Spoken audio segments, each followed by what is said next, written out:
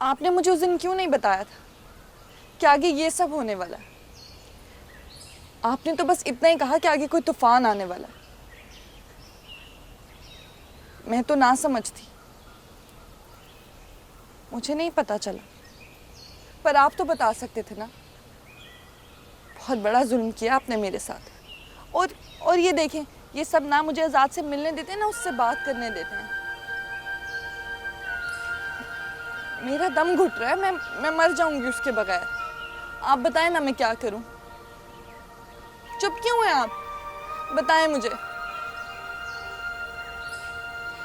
मैं नहीं कुछ जानती, अब आप ही इस मसले का कुछ हल निकालें। मैं नहीं रह सकती उसके बगैर। बोले ना, आप चुप क्यों हैं? बताएं मुझे।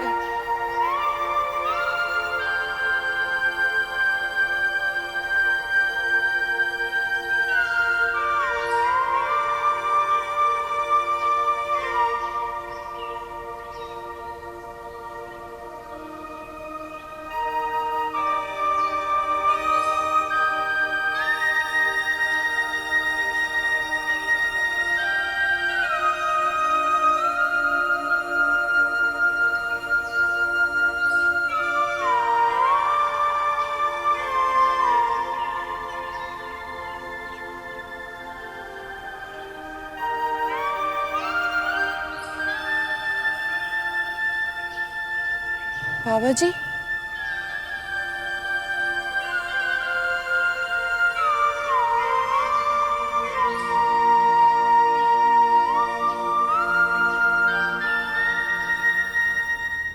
यार वो माशूक दिमाग से नहीं निकल रहा यार।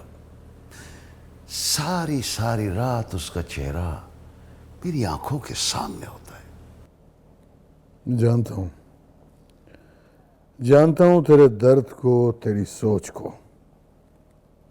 हर वक्त उसका चेहरा तेरी आंखों में घूमता रहेगा।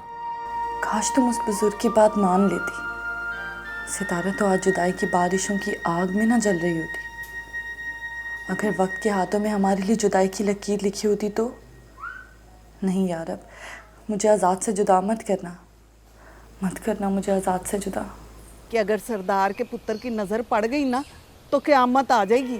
अम्मा, कहते हैं माँ तो औलाद की सबसे बड़ी मुहाफ़िज़ होती है, और तेरे होते हुए मुझे किसी से डर नहीं लगता। माएँ बेटियों को अक्सर बाहर लेकर नहीं निकलती कि वो कमज़ोर होती हैं, और यहाँ की रीत के मुताबिक मैं कमज़ोर हूँ। मैं तुझे बाहर नहीं लेके जा सकती। कोई क़यामत नहीं आ जाएगी अम्मा, और अगर क़यामत आनी होगी ना तो उसे कोई रोक नहीं सकता, वो अकरम भी नहीं। ये जवानी की बातें हैं, हकीकत कुछ और होती है मेरी धी रानी।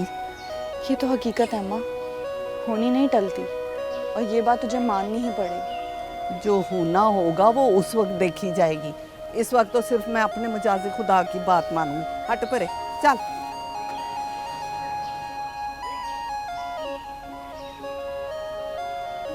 देख लो आप अपने खुदा को, मैं भी अपने खुदा को देख लूंगी।